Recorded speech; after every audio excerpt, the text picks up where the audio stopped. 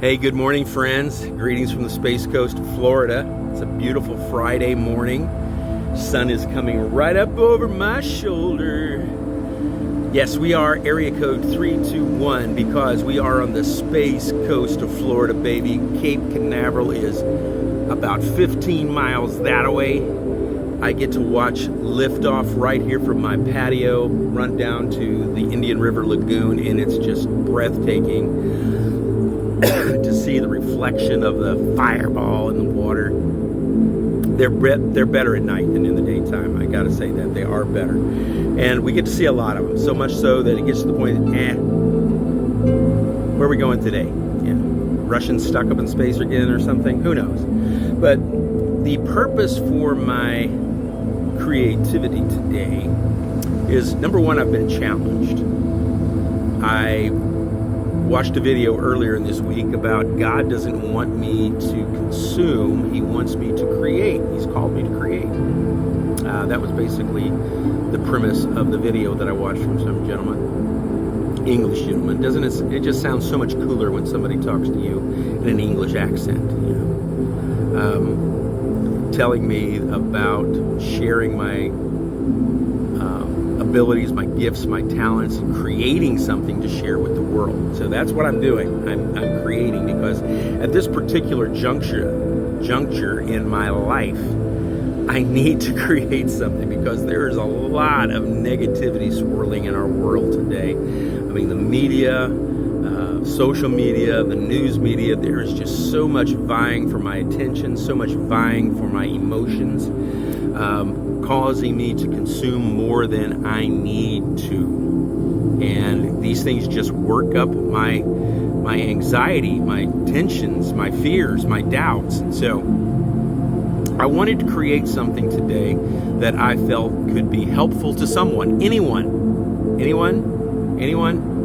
Bueller, anyone. And I wanted to share with you today about how to journal. How to journal. I've adapted this into my spiritual practice. Journaling has become a regular part of my daily routine, and it's helped me because it's cathartic to get some things out. Now, some people look at journaling, it's just, you write out your prayers instead of praying them. You can do it that way, I guess. I don't do that. I have a particular time where I vocalize my prayers, and then there's times when I journal that I just write out what I'm feeling inside. I can be honest about the things that I am fighting inside my spirit, in my soul, the fears, the doubts, the unbeliefs that are bombarding me, and just write them out. It's not about writing out my deepest, darkest secrets. Not in my book. That's not how I do it. But you feel free to do you, boo. So over the past few years, I have had 1, 2, 3. How many licks does it take to get to the center of a Tootsie Roll Pop? 3, 4, 5, and 6. I am currently working on this one right now. There may be some other ones scattered in my library. I saved them. It's interesting to go back after a period of time and look on a particular date, and it's interesting that my life, my spiritual life, kind of operates in cycles. And I will begin writing something, and I will go back and look at what I wrote on that date a year ago, a couple years ago, and I'm praying the same thing. It's almost like it's in a cycle, and that's amazing. It's amazing. So, how do you journal? Number one, buy a journal. Buy a journal. You can get it online at Amazon. You can get them on at Target. You can get them at Walmart, Books A Million, Barnes & Noble, anywhere that sells journals. You can pick one up. I get sometimes I get them. I go to TJ Maxx, sometimes TJ Maxx, or what's the other one? Ross. Not Ross. Yeah, Ross sometimes, and Marshalls, and they'll have them discounted. You can get them for a couple of bucks, and you don't have to spend a whole lot of money on a journal. It's just get a journal. I prefer something that's hardbound. I like something that has a pen holder. Not necessarily, I'm not saying that it is a necessity. I prefer buying a journal that has lines in it, lined pages, because I've tried the ones without lines and I'm all over the page. So, how do I journal? Number one, get a journal. Now, what I did when I decided that this was going to become a regular part of my spiritual practice, my daily spiritual practice, not only did I go out and get a journal, I went out and I bought a pen, a special pen, a fountain pen. All right. I put the little cartridges in there. And I got me a pen, I got me a journal, because I wanted this to be serious. And so I started writing, and I noticed that my handwriting is not the best in the world. I should have went to medical school. But journaling, especially with a fountain pen, I have begun to take more, given more attention to spelling clearly and getting a little calligraphic in it, and writing out. It's intentional. I have to intentionally slow down. There are times that I just break out another pen when I've got something that just feels like I got to put it down before it gets away from me.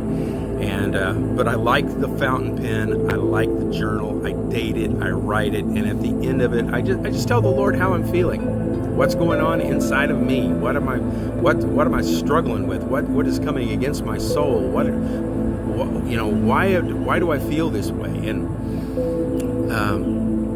so I write all that out. And then later on, I was listening to a podcast by someone that I follow, Pete Gregg, the creator of 24/7 Prayer, senior pastor at Emmaus Road Church in the UK. And he started looking for ways to engage his left side of his brain. All right, left side of his brain. So that's basically where you add art. So I started being a little artistic in this. This is developing a routine. You feel the cue. You have the craving. The craving goes to response. The response to reward. Back to the cue. So that's how you do that. And sometimes I just write things big out. Faith without big words out. Faith without corresponding actions is useless or worthless. And I got one with the 5 solas.